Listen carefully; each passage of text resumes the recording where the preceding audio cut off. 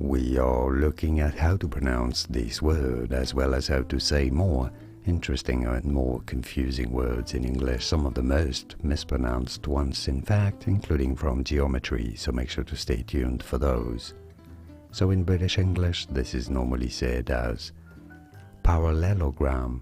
You do want to stress on that third le syllable, parallelogram.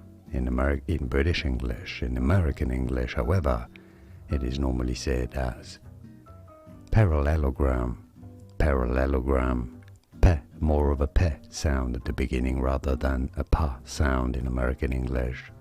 Parallelogram versus parallelogram in British English. And now you know more videos here on how to pronounce more interesting words and names whose pronunciations aren't always obvious.